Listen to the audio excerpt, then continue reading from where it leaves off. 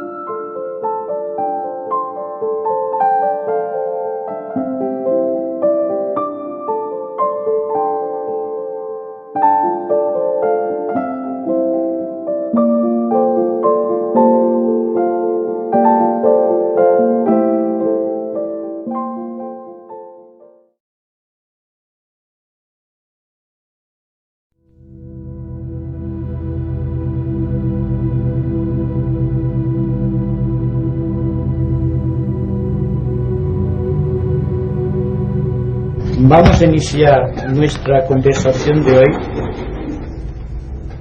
haciendo una breve referencia a cuanto dijimos el mes anterior. Como ustedes recordarán, hablamos acerca del proceso de redención, haciendo un énfasis especial acerca del significado absolutamente científico del término, que se escapa de la concepción meramente religiosa que hemos sostenido hasta aquí, y llevando este espíritu de redención al seno mismo donde se gesta la estructura física de nuestro universo, es decir, el elemento químico, teniendo en cuenta que un elemento químico es una entidad autoconsciente perteneciente a una corriente de vida hasta aquí desconocida, pero tan absolutamente completa como es la evolución dédica o la evolución humana. Todos los elementos químicos de nuestro sistema solar, no solo del plano físico, sino también de los demás planos, plano astral, plano mental, plano búdico, etc., están constituidos por elementos químicos. La densidad de un elemento químico define su grado de evolución. Y el grado de evolución de los elementos químicos, y no importa qué cuerpo físico, mental o emocional de cualquier ser humano, indica el grado de evolución del ser humano. Así que el principio de redención es lo que a nuestra estructura meramente física compete. Vendrá determinada por el ejercicio de las funciones del espíritu, por la sabia organización mental del individuo y por la capacidad de extraer sustancia etérica del plano físico e introducirla conscientemente dentro del núcleo de la sustancia que llamamos elemento químico. Dijimos también, ustedes lo recordarán, que redención técnicamente descrita es su utilización de la materia en no importa qué nivel del universo.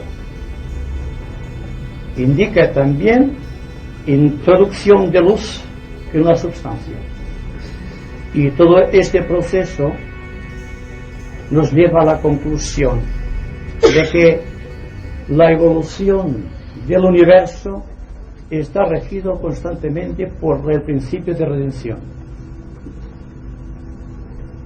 Y tal como les anuncié, hoy vamos a referirnos a partir de este proceso de redención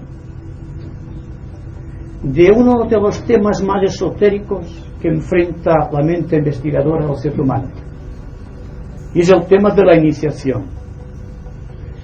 Iniciación técnicamente descrita implica la revelación de un secreto, el descubrimiento de un misterio y la conquista de una dimensión. Así, en este orden.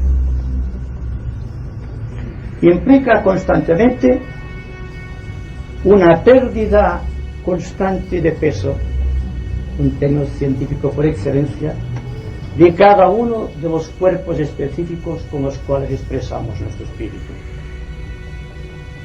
Implica también un esfuerzo por parte del individuo que quiere introducirse mediante un esfuerzo sostenido, mediante un sacrificio permanente dentro de aquello que místicamente llamamos los misterios del reino. ¿Qué es exactamente el reino de Dios? Simplemente, a la manera científica, una dimensión que debemos conquistar a partir de la cuarta dimensión que tratamos actualmente de dominar, introducirnos en la quinta dimensión y conquistar el secreto de las edades, o sea, el secreto que puede ser descrito con aquella triple interrogante del hombre, el ser humano: ¿quién soy? ¿De dónde procedo? ¿Y a dónde me dirijo? Iniciarse en los misterios sagrados implica el sacrificio constante de nuestra personalidad, la pérdida de todo egoísmo, el desarrollo de nuestra capacidad mental para investigar, una humildad exquisita y el poder de síntesis. Cuando hablamos de iniciación a un grupo de personas interesadas en las cosas esotéricas, ya sabemos que se lo tenemos que decir en un sentido de esfuerzo y de disciplina, teniendo en cuenta que la disciplina no es algo estereotipado, algo rígido e inflexible, sino que es la capacitación permanente del individuo frente a la sociedad que le rodea, tratando de ser consciente en todos y cada uno de los niveles de su ser,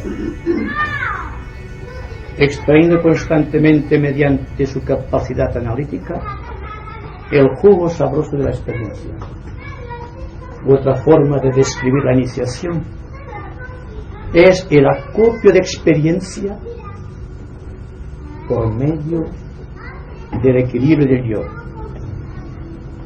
Si pudiésemos demostrar objetivamente el sentido de la iniciación, bastaría solamente describir un triángulo equilátero, teniendo en cuenta de que el triángulo no es solamente una figura geométrica tal como la conocemos, sino que es el símbolo del equilibrio. Cuando el individuo comprende por ese espíritu de investigación con que la naturaleza lo ha dotado, de que hay algo más y por encima de su posición actual como observador, que puede ir siempre más allá de las metas que el hombre constantemente se está trazando. Cuando comprende por el ejercicio de la función analítica y espiritual que la meta como perfección no existe, que la perfección no es sino un devenir constante, un eterno ahora, que debemos tratar de vivir con toda la intensidad de nuestro ser, ya estaremos introduciéndonos en lo que podemos definir como proceso iniciático. Estamos tratando de ser completamente en el mundo del existir. Y cuando comprendamos la real diferencia que existe entre el ser y el existir, entre el mero permanecer y el estar constantemente en el reino de Dios, sabremos exactamente lo que es un ser humano y el por qué en nuestro planeta ocupa el lugar central de la evolución, el más interesante. Y desde el punto de vista del logo solar, hacemos referencia a la más alta potestad de nuestro universo, es el centro de la evolución del universo, es la representación del cosmos. Cuando el individuo empieza a comprender por el ejercicio analítico, por el examen reflexivo y por una técnica cada vez depurada de la lógica, que su misión no es permanecer, sino que su misión es un constante devenir, está introduciéndose ya en los misterios del quinto reino de la naturaleza. Hablamos de iniciación en un sentido que pueda ser perceptible a nuestra mente intelectual, lo cual resulta difícil, habida cuenta de que cada iniciación nos introduce en una nueva dimensión de la naturaleza.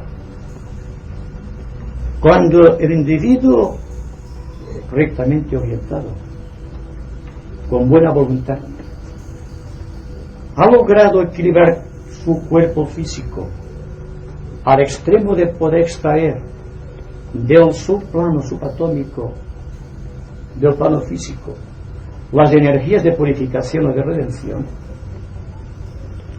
entra en aquello que podemos decir la primera iniciación. Esta iniciación está representada gráficamente en la constitución misma del universo. ¿Cuántos de entre ustedes estuvieron presentes cuando nos referíamos a la absoluta temática de los 7 rayos? Recordarán que hablamos de una posición estelar, astrológica, si ustedes me lo permiten, constituida por la constelación del Can, la constelación de la Osa Mayor y la constelación de las Pléyades. En aquel momento había un triángulo equilátero perfecto entre estas 3 constelaciones, y del centro mismo irradiaba una fuerza, el tercer logos cósmico, que luego se convertiría en el cuerpo físico de nuestro logo solar. Para que la conjunción fuese completa, para que existiese un perfecto acorde de una de las estrellas de la constelación del Can, de la constelación del Can o del perro, como también se lo denomina, pudiese abordar el tremendo sacrificio de la primera iniciación del logo solar, hizo conciencia en la nebulosa un gran adepto de la estrella Sirio, que pertenece a la constelación del Can. Fue, por así decirlo, la introducción en nuestro universo del proceso iniciático. Ustedes dirán que nos vamos muy lejos para hablarle al hombre más de cerca. Yo digo que esta es la ley esotérica. La ley esotérica es captar un conjunto de valores universales y aplicarlos después al individuo, de manera que el individuo constantemente se dé cuenta de que constituye una parte consciente del cosmos absoluto. Y tal es el principio iniciático, una conciencia de adaptación a las grandes verdades cósmicas que nuestra mente va constantemente adquiriendo. Otra iniciación más cercana a nosotros, teniendo en cuenta siempre que la iniciación siempre obedece a una posición triangular de alguna constelación o de algunos planetas, trayendo a la vida una nueva dimensión o una nueva oportunidad de redención o un nuevo poder de síntesis para dominar la materia. Así, cuando pasada la mitad de la tercera raza, la raza de Lemuria, el hombre, que entonces era un gigantesco animal, sin mente, que se había adueñado de la tierra, pero que carecía de la mente. Los Pitris le habían concedido el cuerpo. Los Pitris son los adeptos de la luna, de la cual provenimos en forma sustancial. Los Pitris nos concedieron también el cuerpo emocional y también un principio de mente, solamente un principio, pero sin resonancia. Según se nos dice, la evolución seguiría su curso natural y a partir del reino mineral llegaría un momento en que se alcanzaría la conciencia humana y se pasaría también a la otra dimensionalidad o al quinto reino de la naturaleza para proseguir adelante en ese sistema de valores psicológicos trascendentes. Pero hay un principio también muy bien descrito por Pablo de Tarso en sus famosas palabras a los Corintios, que dice que el reino de Dios puede ser arrebatado por la violencia. Significa que si el individuo, que si la naturaleza realiza un esfuerzo, puede acelerar el curso de la evolución y realizar en un tiempo breve aquello que según el orden natural u ordinario tardaría muchos millones de años. Las potestades cósmicas que están presidiendo nuestro sistema solar, allende nuestra razón e entendimiento, decidieron realizar en la Tierra idéntico proceso que el que había motivado la quinta iniciación en el planeta Venus, y entrando así rápidamente en la quinta ronda. Como hay una identidad de principios entre el planeta Venus y su humanidad y el planeta Tierra, así también como Mercurio, formando un triángulo, sí creyó, porque siempre es la humanidad la que da la última palabra, el visto bueno, podemos decir, para entrar conscientemente en el reino humano. Nos referimos al hombre gigantesco que poblaba la Tierra en aquellos momentos de gran tensión planetaria. Entonces, analizando la quinta estancia de Design, hay algo profundamente explicativo acerca del proceso de la iniciación planetaria. Cuando nos habla de una manera directa, sin paliativos, que del planeta Venus descendieron, en términos científicos, a la Tierra aquellas entidades que serían los portadores de conciencia humana y los que introducirían más tarde, merced a los ángeles solares, el principio de autoconciencia en el individuo y por primera vez en la historia del planeta el ingreso en las tareas de la evolución del cuarto reino, el reino humano. Entonces, tomándolo en un sentido muy figurativo o muy objetivo, como de las naves extraplanetarias, por ejemplo, o tomándolo por un sentido muy esotérico, como de conciencia de participación por medio de la luz y del dominio que de la luz tienen los adeptos. 110 entidades del planeta Venus entraron en el agua de la Tierra, coincidiendo en aquello que en geografía se denomina la Isla Blanca, en el mar de Gobi, ahora un desierto. Y desde allí empezó el ritmo de la evolución planetaria que traería más tarde el reino humano.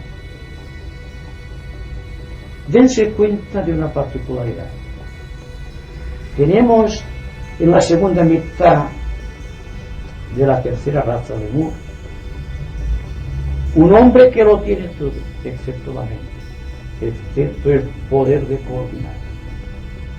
El hecho de que vengan los señores de la llama, Sanat Kumara, señor del mundo, tal como se conoce actualmente, viene precisamente porque del fondo del corazón de aquel hombre o semi-hombre, o como queramos llamarlo, había una ansia suprema de libertad, y como que la libertad es el fruto de la percepción directa de las cosas. Sin mente no se puede captar esta realidad. Y es entonces cuando se produce el hecho de que la jerarquía planetaria inicia en la Tierra el reinado de la aceleración del movimiento evolutivo en este esquema, el esquema terrestre. Se aprovecha, ustedes irán viendo los triángulos, una óptima posición de las constelaciones de Sagitario, de Géminis y de Cáncer.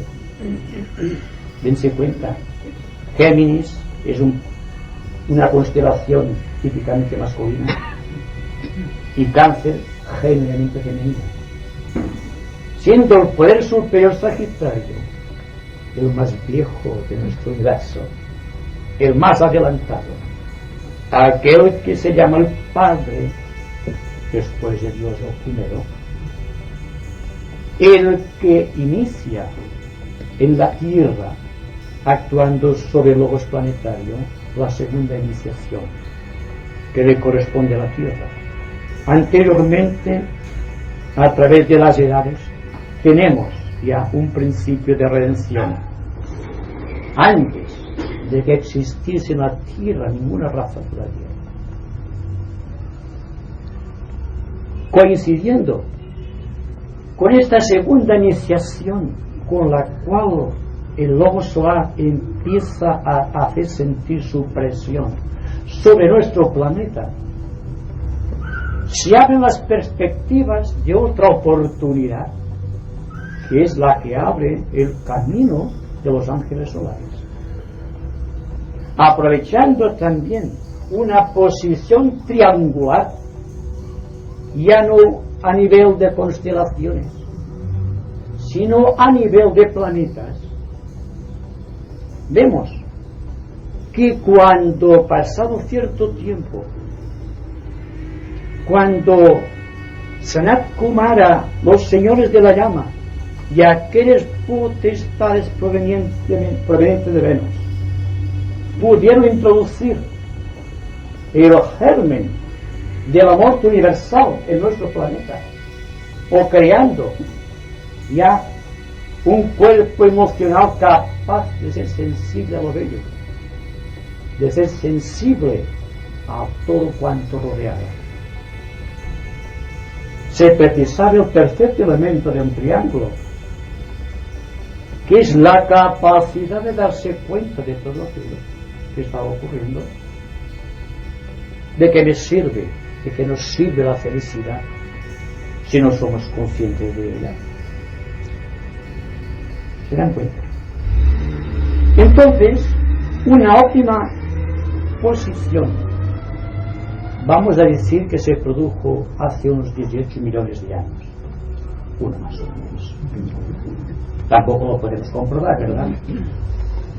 Entre el planeta Júpiter, Mercurio y Venus, precisamente, trae como consecuencia una respuesta del propio logo solar, el cual se nos dice, realizando un gran sacrificio, extrae de los pétalos de su corazón palabras místicas, aquellas entidades que constituyen un centro creador de su propia estructura psicológica, que son denominados por la tradición esotérica como los angelitas o los ángeles solares. Los ángeles solares, por un procedimiento que desconocemos, porque conocemos muy poco de la luz y de cómo puede ser gobernada la luz, descienden de los altos lugares, tal como se dice en los Upanishads, y penetran en la conciencia de los hombres y animales, introduciendo en esta incipientemente el principio de la autoconciencia, el principio de la individualidad, y desde aquel momento el hombre posee un alma capaz no solo de actuar y de sentir, sino también de darse cuenta de que actúa y de que siente y de que piensa. No sé si se dan cuenta que en el cuerpo gigantesco de la Tierra, a través de aquel que es su regente, Sanat Kumara, implica el desarrollo también, como la iniciación normal del individuo, de un centro o un chakra etérico caracterizado con el poder de la autoconciencia y el poder de emitir voces sagradas. Me refiero exactamente que el nacimiento del reino humano, que la entrada en la evolución del cuarto reino o humanidad, trae como consecuencia el desarrollo del tercer chakra, el chakra laríngeo del logos planetario.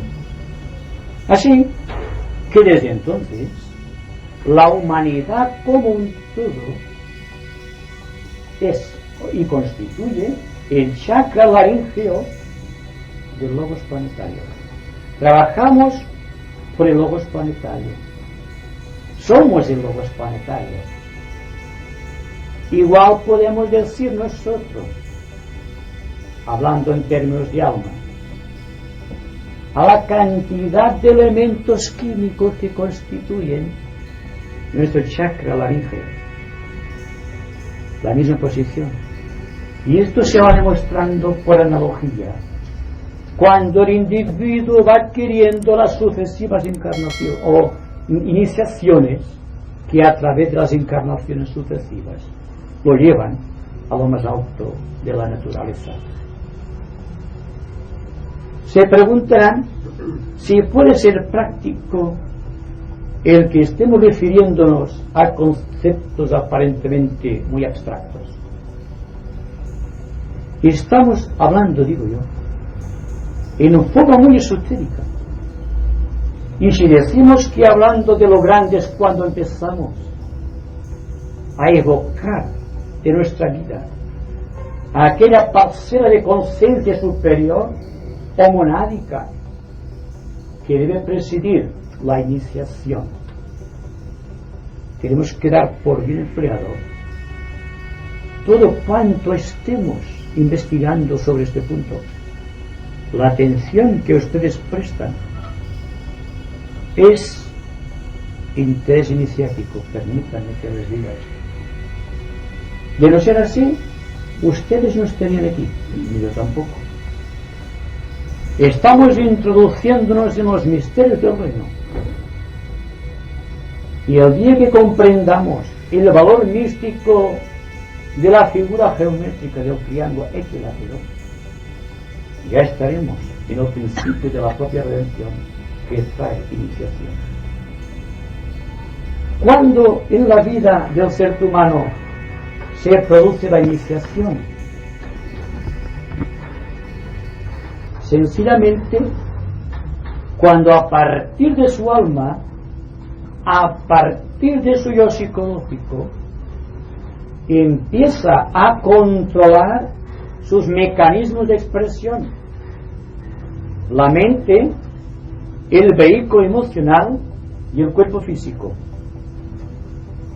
Las condiciones para la iniciación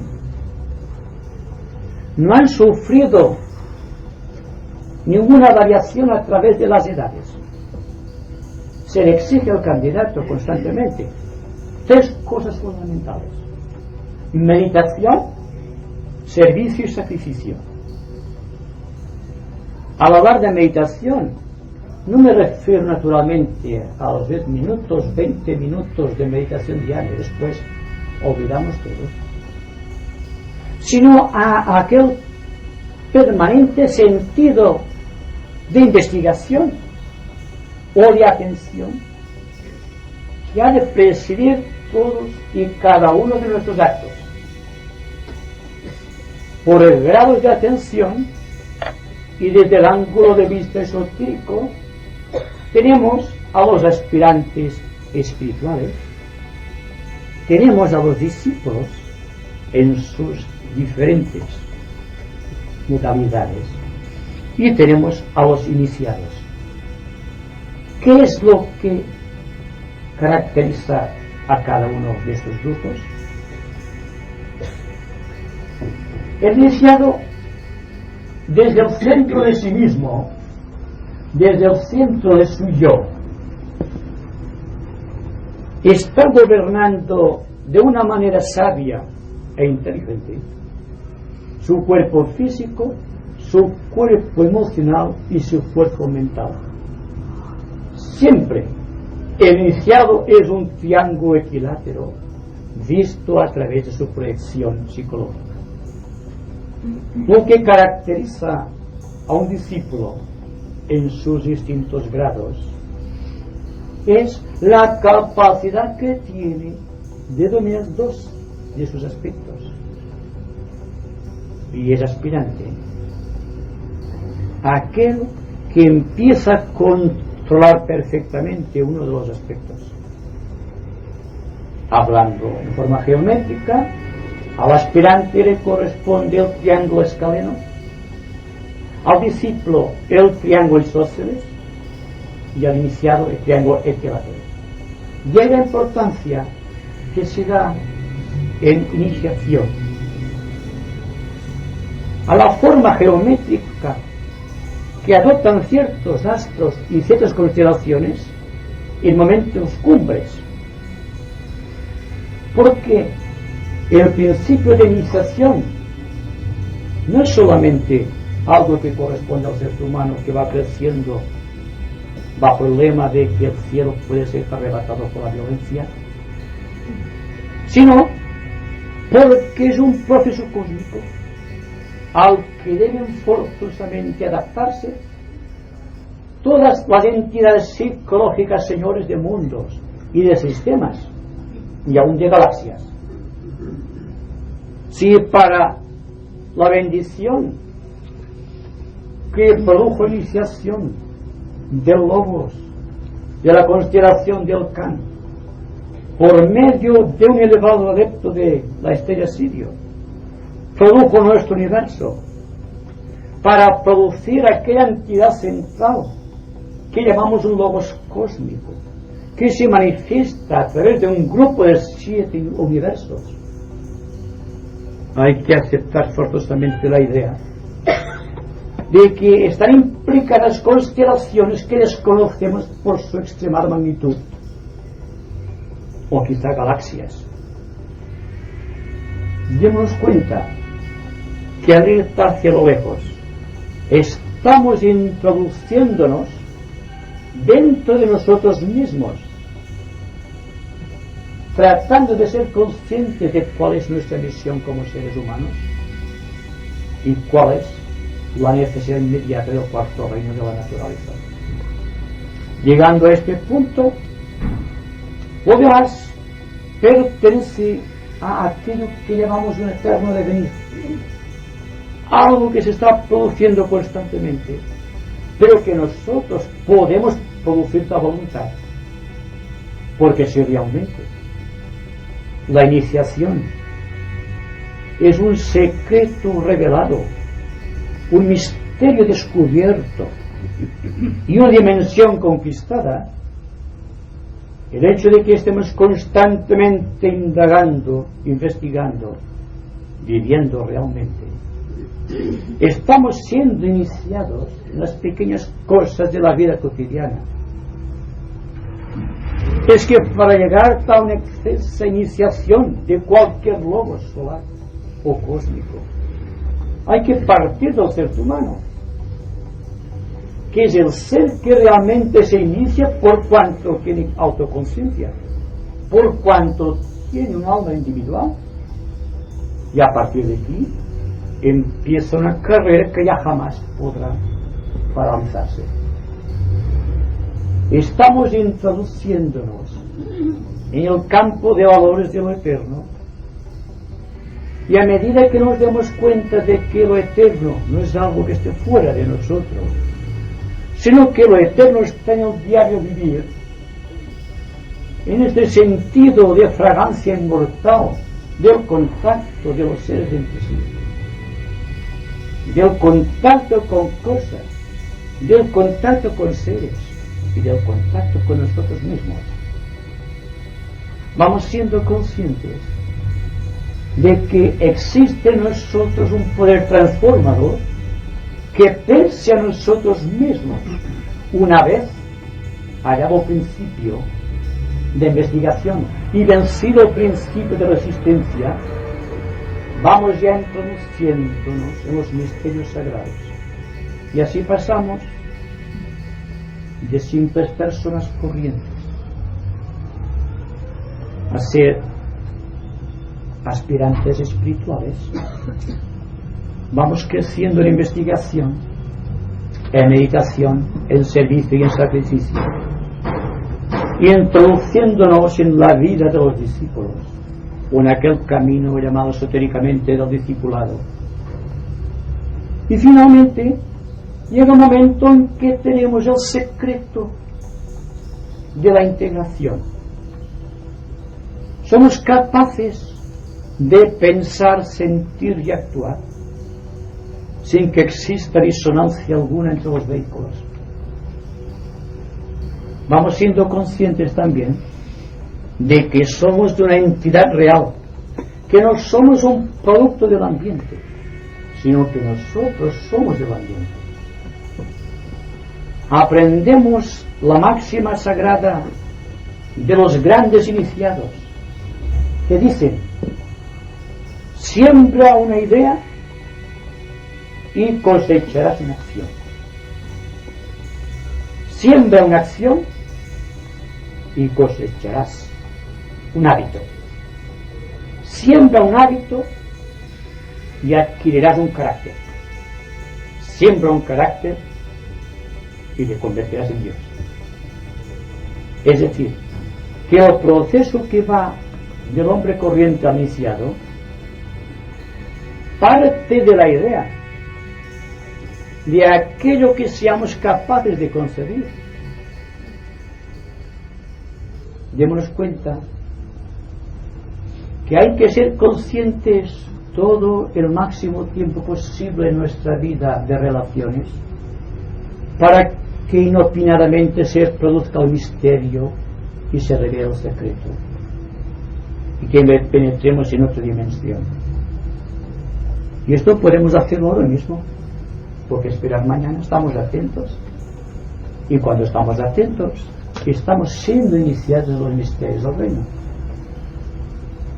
no es una simple ceremonia mágica la iniciación, es un trabajo constante de pulir las estructuras, de pulir el cáliz para que se pueda manifestar el verbo, o en términos esotéricos la tríada espiritual, la cual a su vez es el tabernáculo de la mónada, y la mónada es la propia vida de la divinidad y somos nosotros. Entonces la iniciación, dense cuenta, es un darse cuenta cada vez más profundamente de que somos Dios y que nuestra capacidad de pensadores la poseemos precisamente porque comprendemos a Dios, tratamos de comprenderlo. Si amamos realmente a nuestros hermanos, lo cual nos sucede frecuentemente, es que nos damos cuenta de que somos del amor de Dios. Y si enfrentamos realmente el misterio del reino, habrá que descubrir el secreto del corazón, o sea, la sagrada joya en el loto, extrayendo la experiencia de las edades, que nos viene facilitada vía intuitiva por la propia divinidad planetaria, la cual a su vez es una proyección de la divinidad solar. Bien, el proceso del triángulo equilátero en funciones, a partir del equilibrio de vehículos por parte del discípulo aceptado, que es aceptado precisamente por su capacidad de crear a voluntad del triángulo equilátero, de poner en posición equidistante la mente, la sensibilidad y la conducta. Cuando durante un tiempo específico, determinado, muy largo a veces, el individuo mantiene inquebrantable el triángulo equilátero, surge del centro Sahasrara, del centro coronario, una especie de luz azulada de gran magnitud que es percibida por los ojos penetrantes del maestro, del adepto, de los responsables de la jerarquía planetaria, y entra en lo que se dice la corriente iniciática. Es iniciado entonces en los misterios del reino, empieza a descubrir secretos, a revelar misterios y a conquistar dimensiones, y pasa así, venciendo la inercia de sus vehículos, de la oscuridad a la luz, de lo irreal a lo real y de la muerte a la inmortalidad. Bien, dense cuenta de un triángulo específico para mostrarles que en una iniciación individual existe la misma figura mágica creada por el triángulo equilátero. Lo mismo que hemos visto antes entre la constelación de Sagitario, de Géminis y de Cáncer, para introducir en la Tierra el principio de la jerarquía espiritual por medio de Sanat Kumara y los señores de la llama, y que hemos reproducido después cuando la venida de los ángeles solares, aprovechando una óptima posición de Sagitario, de Mercurio y de Venus. Hay también en cada una de las iniciaciones que recibe un ser humano aquí en la Tierra esta posición magnética. Entonces existe lo que se llama el hierofante o iniciador, el que lleva en sus manos el cetro iniciático, el que lleva el poder de los altos lugares del sistema. Existen dos maestros que son dos planetas sagrados que asisten al aspirante durante la prueba iniciática. Y en el centro existe el candidato a la iniciación. Se espera el momento cumbre, astrológicamente señalado, en que desde los altos éteres se forma un triángulo equilátero perfecto, y entonces el iniciador, a través del cetro iniciático, le comunica al iniciado las fórmulas que deben hacerle partícipe de un secreto, con la capacidad de revelar el misterio y la posibilidad de ascender a un plano inmediato superior dentro del terreno de las dimensiones. Entonces todo está aquí. Si queremos aprender a convertirnos en un maestro, hay que ser un buen discípulo. Y ser un buen discípulo, y no empleo término discípulo en un sentido, digamos, muy místico, sino quizá muy científico, hay la posibilidad de que la creación de este triángulo equilátero por una mente realmente sana, en el buen sentido de la palabra, una mente investigadora, el secreto de la pureza mental está en la investigación. Una mente que lo investigue y está sujeta siempre a la presión del ambiente. Y si la mente no controla, no puede haber control de las emociones. Y si no hay control de las emociones, no puede haber un control de lo físico. Así que, tal como decíamos antes, partiremos de la idea que haremos hábitos. Los hábitos se convertirán en un carácter estable y desapasionado. Y finalmente, la relación del triángulo se convertirá en iniciados, sin partir de nuestra condición humana. Porque, ¿quién sabe lo que es la iniciación? Seguramente que el propio iniciado no sabe que es un iniciado, pero eso sí se comporta como un iniciado. Y es esto lo que lo define el mundo de los hombres. Desde el momento en que una persona se comporta correctamente, que se le ve un espíritu de fraternidad, un espíritu de servicio, que se debe actuar en la sociedad como un verdadero hijo de Dios, se puede decir que aquella persona es un iniciado en potencia. Siempre es un testimonio de la luz y un servidor del plan. Y esto es algo que podemos realizar constantemente en nuestra vida. Cuando investigamos profundamente cuánto nos rodea, y hay mucha belleza escondida por doquier, que debe ser revelada, nuestra mente será portadora de valores eternos. El cuerpo emocional será controlado y el cuerpo físico seguirá fielmente las instrucciones del pensador. No podemos pasar de aquí, pero hay que empezar de aquí.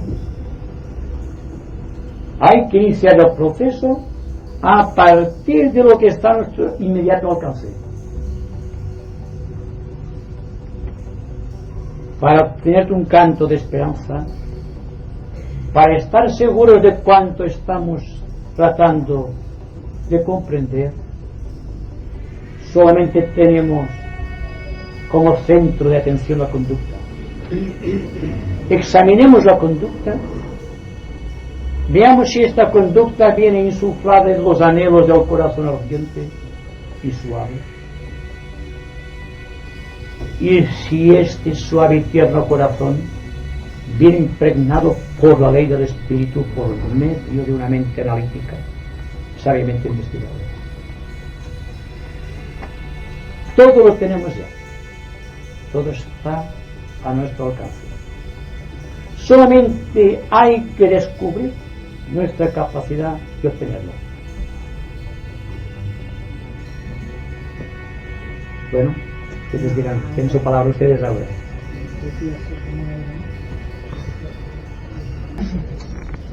Bueno, no sé si sabes explicar lo que he captado en un momento de cuando has hablado del logo solar de la quinta dimensión, ¿verdad? Entonces la meta, por decirlo de una manera, del hombre también es la quinta elemento, el quinto elemento para llegar a una meta, también podríamos decir, ¿no? Entonces, tanto el hombre como el logo solar faltan dos dimensiones, la 6 y la 7. Entonces podríamos decir que la 6 y la 7 del logo solar pertenecen a Padre y Madre cósmico. Y en nosotros, en el hombre, en el ser humano, entonces al yo superior y al nirvana. Podríamos pensar que es esto, trabajar estos elementos. Sí, podemos trabajar en todo esto. Pero hay que darse cuenta de algo importante. Cuando hablamos de una primera iniciación, nos referimos a que el individuo gobierna las tres dimensiones del espacio. Sí. Ascendiendo, buscando la quinta dimensión naturalmente. Cuando adquiere el poder que hace que su conciencia se polarice o se transfiera a la cuarta dimensión, es cuando gobierna exactamente y con toda plenitud su cuerpo emocional. Cuando ha adquirido el dominio en la cuarta dimensión, el iniciado, ya es un iniciado, penetra en la quinta dimensión y entonces, a través de la tercera iniciación, denominada místicamente como la iniciación de la transfiguración, entra en posesión de las llaves del reino. Entonces debe penetrar en la sexta dimensión. Se adquiere cuando alcanza la cuarta y quinta iniciación. A partir de aquí, nuestra mente forzosamente tiene que difuminarse por la grandiosidad del concepto, pero utilizando el principio hermético de analogía, podemos deducir que la sexta y la séptima iniciación pertenecen al dominio que se tiene de la sexta y séptima dimensión del espacio. Esto presupone, volviendo a lo que dijimos el mes pasado, que de un simple aspirante, como somos todos nosotros, con una aura magnética formada por cuadrados, hablando geométricamente, pasamos a dividir este cuadrado en 4 triángulos, hay más espacio, y finalmente ascendemos por la ruta iniciática hacia aquel soberbio punto en que nuestra aura etérica o nuestro doble etérico está constituido por circunferencias o por círculos, mejor dicho, o que también por esferas brillantes y luminosas y transparentes. De ahí que cuando se dice, simbólicamente hablando, que el cuerpo de un adepto no tiene sombra, se asiste a una realidad. Solamente crea sombra el cuadrado del triángulo, desde el punto de vista de la iniciación.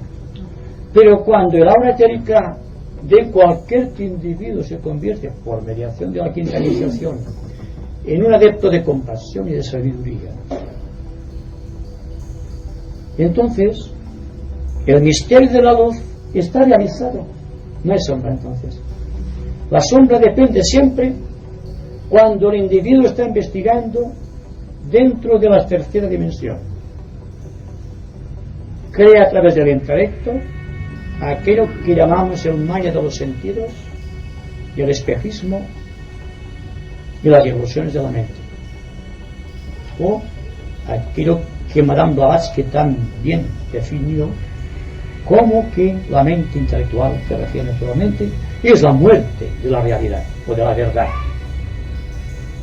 En el cuerpo de un adepto no existe sombra Porque no hay karma, no hay lucha, no hay gravedad, hay una dimensionalidad que abarca no solamente el quinto plano del sistema solar, sino que empieza a controlar el segundo plano cósmico, o el plano astral cósmico. Esto para los entendidos. Desde un punto de vista astrológico, se puede decir que la iniciación es siempre el resultado de una polarización, de un triángulo equilátero extendido de una manera que al situar encima todo el aparato geológico que sirve para investigación, por el horóscopo, hay 3 puntos que concuerdan, y siempre se ha dado el caso de que en las grandes iniciaciones de los logos solares y de los logos planetarios, pero también en el devenir de la evolución del ser humano, se da exacta coincidencia que escapa a la penetración de los astrólogos, que es que hay un punto clave, debe ser un iniciado para ver esto, en que el horóscopo de la persona en 3 puntos definidos da un triángulo equilátero perfecto, los mismos que hemos visto antes con las Pléyades, con la constelación del Can, etcétera, etcétera, y con las constelaciones que dio en vida al Señor del Mundo, o con aquellas posiciones planetarias que hicieron posible la venida de los ángeles solares. En todo caso, se trata de algo que está a nuestro alcance, y el principio del triángulo equilátero, como principio iniciático naturalmente, abre el proceso de nuestra vida que nos lleva a un punto en que debemos luchar contra todo lo establecido, porque desde el momento en que la persona se escapa por su propia ley a la inercia de los sentidos, a las variaciones del ánimo o del cuerpo astral y a las veleidades de la mente, automáticamente existe el rechazo de la sociedad, y entonces se da cuenta de lo que implica el término sacrificio, porque debe sacrificarse en todas las áreas de su ser, porque la gente no puede comprenderlo. Tiene que luchar, tiene que vivir amando y al propio tiempo, sin mucha indulgencia consigo mismo, luchar hasta la extenuación, hasta la muerte si es preciso. Llega el momento en que llega a conquistar todos los valores que hasta aquí aparecían como reales y quedan relegados al plano de la ilusión o del espejismo, y va continuando de esta manera hasta crucificar su propio yo en la cruz de la cuarta iniciación, constituyendo así el punto clave en el que completamente solo, olvidado de todos, aún de los seres más queridos, está durante una fracción de tiempo indefinible porque escapa a las normas del tiempo, en que su soledad es tan absoluta que como Cristo debe exclamar: Padre, ¿por qué me has abandonado? Y al pasar de aquí ya viene la voz del Padre que dice: este es mi Hijo muy amado, en quien tengo puestas todas mis complacencias. Y entra el iniciado libre de espacio y tiempo, más allá de sus vehículos, más allá de todo cuando constituyó un anclaje para su vida kármica en el quinto reino de la naturaleza. El quinto reino, la quinta dimensión, el quinto planeta, el quinto rayo, el quinto plano cósmico, los ángeles o los prometeos que los traen del quinto principio, empiezan a tener para iniciado un valor absoluto de verdad y de síntesis. ¿Puedo hacer? No, iba a decir una continuación, pero es igual. Hermano, te voy a hacer una pregunta. ¿Cómo podemos descubrir el saber la categoría que pertenecemos, ya sea como aspirantes, discípulos o iniciados? Puesto que el orgullo nos puede hacernos comprender que somos superiores, o la humildad creernos inferiores. O sea, el hombre, el individuo, nunca debe preguntarse en qué categoría está, porque una de las realidades del sendero espiritual es el autoolvido. Y si hacemos muchas elucubraciones mentales en torno a nosotros mismos, tratando de descubrir nuestra relación espiritual, sin dar los que tienen que ver si estamos avanzando en el sendero.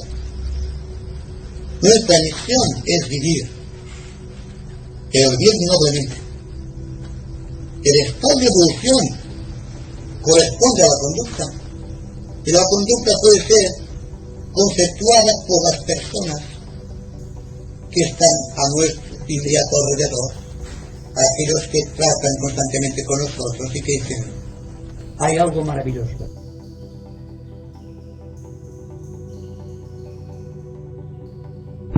Y por medio de un hermano espiritual no nos podíamos enterar de esta categoría. Es que no le veo la relación. Sí, quizá. Suponga usted que le diga yo que soy de la cuarta iniciación. Usted ya muy señor mío. Porque usted no puede experimentarlo. Pero es que se puede haber Ahora bien, enterado. si usted tiene una categoría espiritual, lo menos que pensará usted es en el grado que ocupa en la escala de la jerarquía. Ahora bien, si usted quiere darse cuenta si está muy evolucionada, es cuando existe en usted un espíritu de investigación, un gran servicio a los demás y un absoluto olvido de sí mismo. Esto es lo que pasa.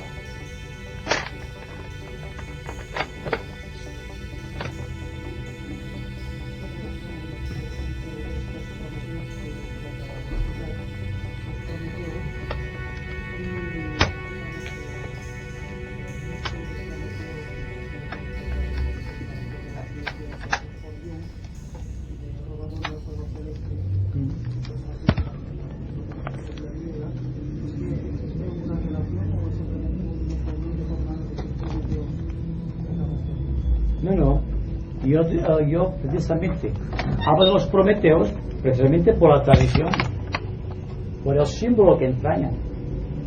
De hecho, los ángeles solares traen la luz del quinto principio cósmico. Es precisamente el mito al que alude Jung, es este, el de los prometeos, de los ángeles solares. Existen muchas analogías en todo, en arte, en religión, singularmente en poesía. Los grandes mitos de la historia y las grandes verdades espirituales siempre han sido dadas en los libros sagrados, en formas de poesías, de poemas sagrados, como Ramayana, por ejemplo.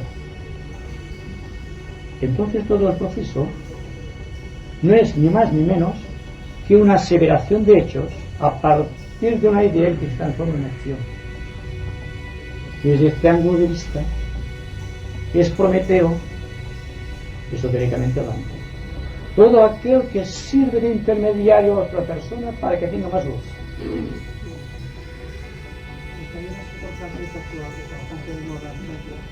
Un leído que ha sacado la teoría de que el Prometeo era un extraterrestre que llegó con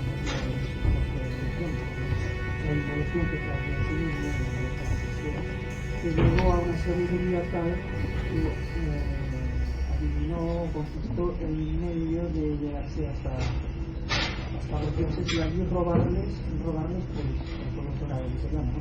Que puede ser una cierta invitación, que es a cual categoría corresponde, que este señor pues ha difundido esa teoría. Por más que tengo un acento iniciático diciendo en Francia en esta teoría, creo que se comentó mucho y la ligaban con ser real, pero debemos y que entonces llegó por su cuando se arma una vez, entonces un robo hacía tanta razonamiento griego, pues que era un robador, entonces luego se ahora francamente a mí me parece más Bueno, son las teorías, esas teorías, singularmente cuando provienen de personas inteligentes, se basan siempre en una realidad. No rehuyo la idea de los extraterrestres, de ninguna manera. He hablado de la venida de Sanat Kumara de Venus. ¿Cómo vino a Venus? De Venus aquí. El Ramayana dice, descendió. Si tiene que descender, ya no es lo mismo que hacer conciencia a partir de ahí. Según se nos dice, el Señor del mundo, los señores de la llama y los 110 ayudantes que vinieron con ellos, más ciertos elementos que trajeron de Venus,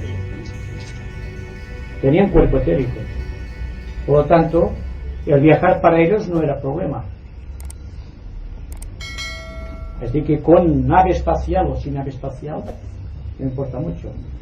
Que era un extraterrestre, Prometeo, que dio vida a un mito, es una realidad. No se le puede negar. Ahora bien, eso de robar es simplemente que el hombre siempre busca las cosas en sentido de codicia.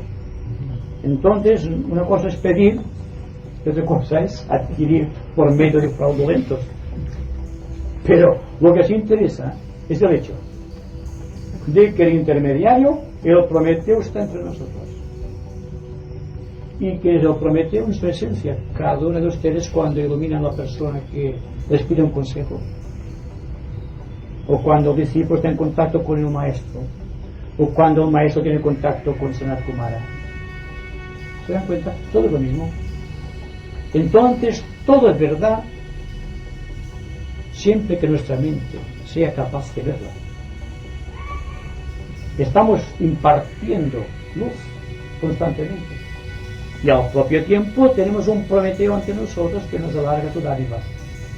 Esto es evidente. Todos tenemos la fuerza de la persuasión en ciertos casos y la fuerza de la verdad que está en el corazón para que podamos inducir a otra persona a seguir una conducta más noble en que hemos ofrecido. Somos Prometeos.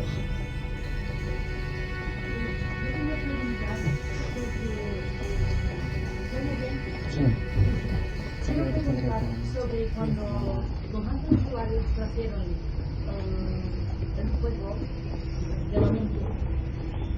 Entonces, propiamente por quinto principio, que viene a ser equivalente a nuestra mente superior. Pero parece que en nosotros se ha hecho consciente a medias más bien a la parte interior de la mente y que debemos o necesitamos todavía ser nosotros para hacernos conscientes de esta conciencia superior que ya está en nosotros. Sí.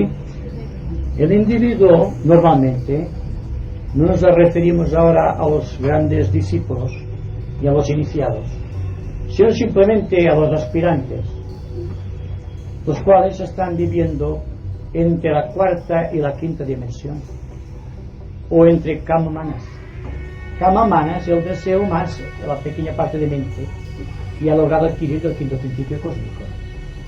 Y la pequeña parte de mente que ha logrado adquirir mediante su esfuerzo es aquello que técnicamente llamamos intelecto.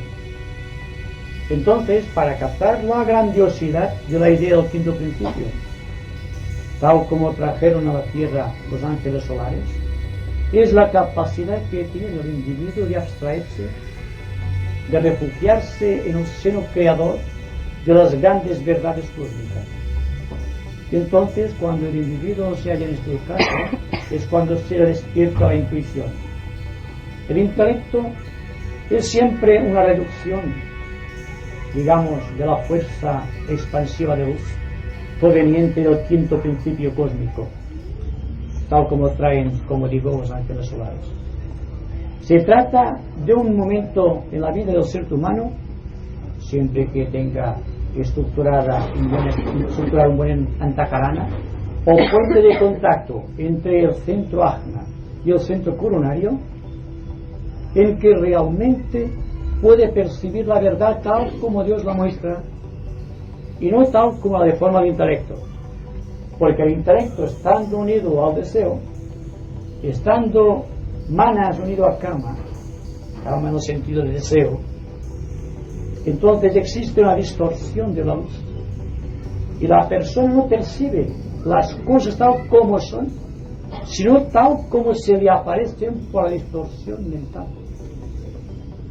Y el intelecto, tal como decía, que repito las palabras de Madame Blavatsky, y es siempre matadora de lo real.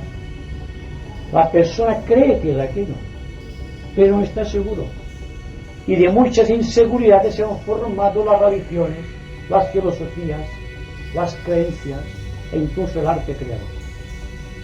Y ahí que no existen buenas religiones todavía, en el sentido de la palabra esotérico.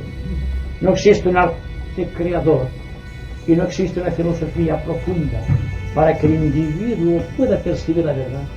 Vemos el punto de vista de un intelectual acerca de la verdad, pero la verdad es la conquista de sí mismo. Y nadie nos puede comunicar que el fuego de Prometeo, si nosotros nos ascendemos al nivel de Prometeo, y al igual que él, robamos o adquirimos el fuego del quinto principio de la mente. Entonces conocemos toda la organización. Ya estamos introduciéndonos nuevamente en la teoría del triángulo equilátero, que cuando decimos que el iniciado forma un triángulo equilátero perfecto, es cuando la mente es completa. No solamente se domina la parte intelectual, sino la parte intuitiva. Y el cuerpo emocional está constantemente controlado, y la conducta no ofrece resistencia a la capacidad del pensador de imprimir la justa orientación.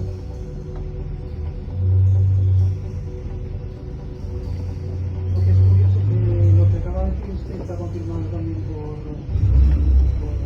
las civilizaciones antiguas. Es verdad que es la lucha de cómics, la distorsión de la luz por nuestro intelecto, porque el de Chapi explica una vez se encaró con un jefe de una tribu que se llama Pueblo, y estaba discutiendo los dos y de pronto le dije: cada vez que somos Dios, estáis locos. Y yo me dije: ¿eso por qué? Sí, porque decís que hay que pensar con el intelecto, con el movimiento, y no es verdad, hay que pensar con el pecho, puso la mano. Yo recuerdo ahora porque parece que sí que esa fenomenalización de... No, dense cuenta que el plexo solar, como sede del instinto en el mundo animal, es la intuición que corresponde al ser humano. Luego ellos pensaban, se dejaban llevar por el impulso natural, no tienen mente, pero están sabiamente gobernados por principios cósmicos. Ningún animal tiene que acudir al médico, sabe dónde tiene que ir, tiene un plexo solar, que es la mente intuitiva que tiene aquel reino.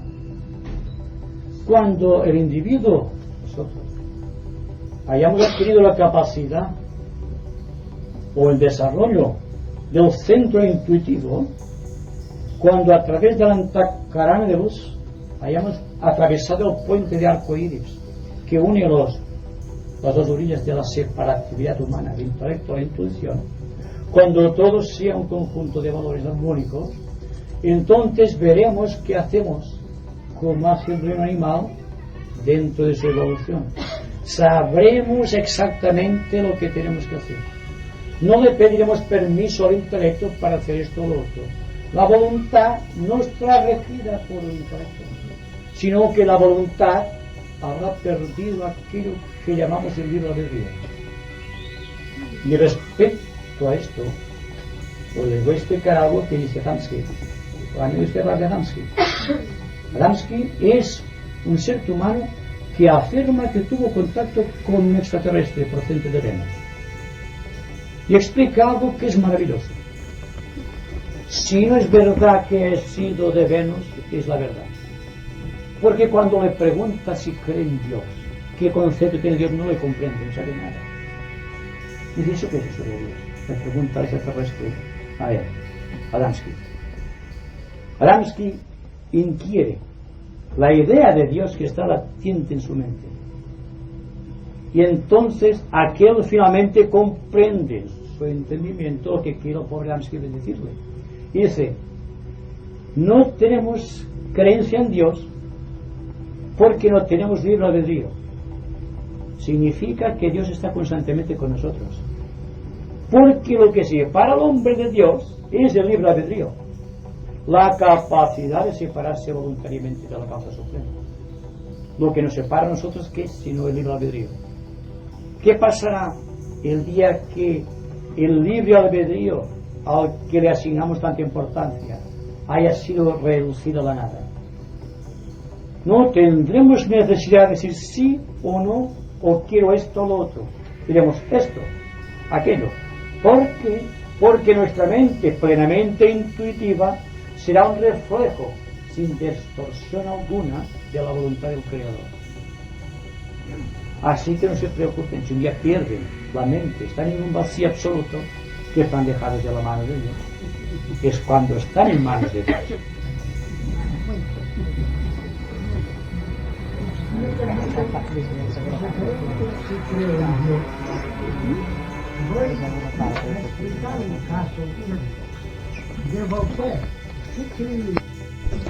Bueno, no sé si como siempre me pasa, ya sirve lo que voy a decir.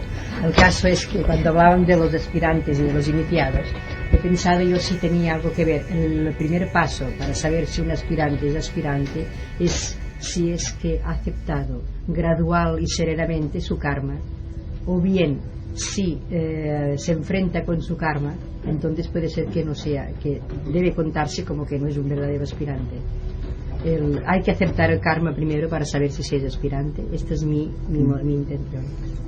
Bueno, es que tanto el aspirante como discípulo y algunos iniciados están bajo la presión del karma, entendiendo por karma no solamente los pequeños acontecimientos que configuran nuestra vida psicológica, con sus penas, con sus tristezas y también con sus pequeñas alegrías, sino que forma parte de un karma superior, del karma del propio Dios. Porque si Dios no tiene un karma a un nivel donde nuestra mente no puede penetrar, no puede existir la estructura que constituye el universo. Habida cuenta que el universo se basa siempre en una proyección del karma en el espacio por medio de los grandes devas o de los ángeles a los cuales nos hemos referido últimamente. Entonces el karma está por doquier. Cuando hablamos de redención, hablamos de un karma que pertenece a la substancia y introducimos luz de inteligencia en la sustancia de los elementos químicos que constituyen nuestros cuerpos expresivos, y automáticamente creamos una luz que se va apoderando, igual que en el caso de una bomba atómica, una explosión por simpatía de todo cuanto está a su inmediato alrededor. Es decir, si una persona libera un cierto contenido o redime una cierta cantidad de la sustancia kármica de sus cuerpos, lo que está realmente haciendo es liberar una parte del karma que pertenece a nuestro universo. De ahí que siempre somos creadores. Y de ahí también que si vamos progresando científicamente dentro de nuestro espíritu de investigación, no vamos a caer en el error de la era pasada, donde todo era misticismo y emotividad y sentimentalismo, de dirigirse a Dios en el sentido de dame esto o dame lo otro, sino preguntar constantemente a la divinidad ¿qué es lo que puedo hacer en tu nombre? Cambia mucho el caso. Pues entonces aprendemos a sumergir los pequeños problemas kármicos dentro del gran problema de Dios que constituye el universo, y nos hacemos grandes pese a nuestra absoluta pequeñez. Y tal como se dice en el libro sagrado de los iniciados, la tierra resplandece a tu paso porque tú estás acatando correctamente los designios del Señor.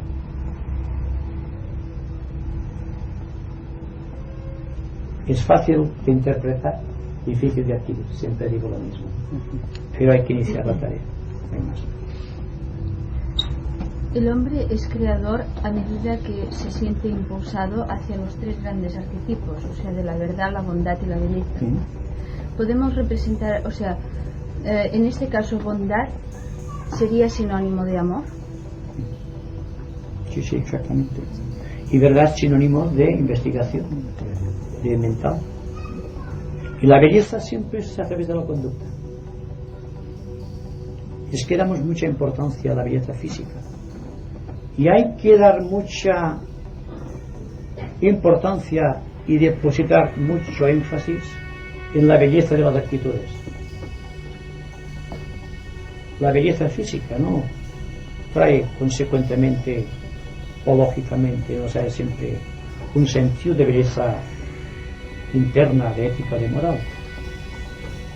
En cambio, una actitud digna embellece la conducta.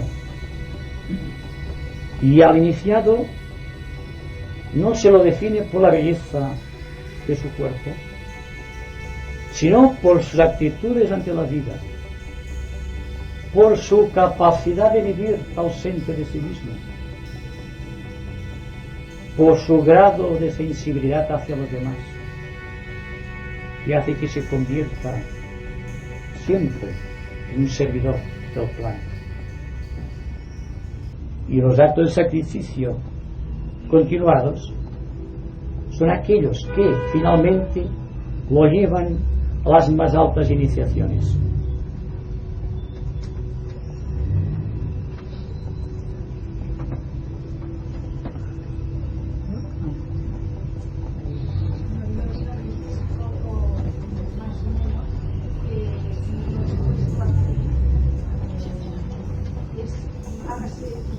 Aunque hay un momento que creo que debe ser el individuo ya capaz de acatar esta voluntad haciéndola, pero siempre la idea de que sea la voluntad del Padre. Naturalmente, tendría que ser así. Porque si hacemos la invocación en sentido meramente mental, sin resolución interna, sin resonancia, no conseguiremos nada. Es decir, que adquirimos la capacidad de esta gran invocación del Señor, hágase en mí según tu palabra, o qué es lo que puedo hacer en tu nombre. Solamente podemos hacer esta invocación, cuando nuestra mente, nuestro cuerpo psíquico y el cuerpo físico han creado un triángulo equilátero, ha integrado sus valores expresivos de una manera tal que los tres dan una misma nota, y esta nota es la nota iniciática precisamente. Y tal como decíamos al principio de estas conversaciones, hay que contar con tres elementos consustanciales en la creación de cualquier tipo de universo, y es la fuerza del sonido, la capacidad de luz o de color que surge de este sonido, y la creación de una forma geométrica que corresponde al sonido original. Es como si dijésemos, volviendo al principio de nuestra conversación, de que un elemento químico está representando los tres poderes de la divinidad, por ser una corriente de evolución igual que la humana, con grandes reacciones que desconocemos todavía desde el ángulo científico. Es decir, que la fuerza del yo central, si es que podemos decirlo así, siendo comprendidos como es de ley, la forma geométrica en merced a la cual se expresa, y el sentido de la fuerza que proviene de la entidad central y coherente dentro del cual este elemento químico está inmerso, produce un triángulo equilátero entonces representan en tiempo y espacio, a pesar de su extrema pequeñez, los poderes del Padre, del Hijo y del Espíritu Santo, de la voluntad, de la sabiduría y de la actividad creadora, o de la vida, de la cualidad y de la apariencia, del espíritu, del alma y de la forma, de todos los elementos trinos que conocemos. Y si un átomo químico, un elemento químico, que debe ser percibido a través de aparatos especializados, ultrasensibles, para determinar solamente su forma geométrica, ¿qué sucederá en los espacios vitales donde vive la sociedad humana? Ese es el misterio que hay que tratar de revelar, que proviene naturalmente de un secreto que tiene que sernos revelado. Y a partir de aquí viene la conquista de las dimensiones del espacio, con nuevos sonidos, nuevos colores y nuevas formas geométricas, para llegar en consecuencia a la seguridad de que somos Dios y que tenemos la responsabilidad y la misión de revelarlo en nuestra vida, en nuestra conducta, en los pensamientos, en las emociones, en las palabras. Aprender a gobernar el destino de nuestro mundo, aprendiendo a gobernar el destino nuestro como seres humanos.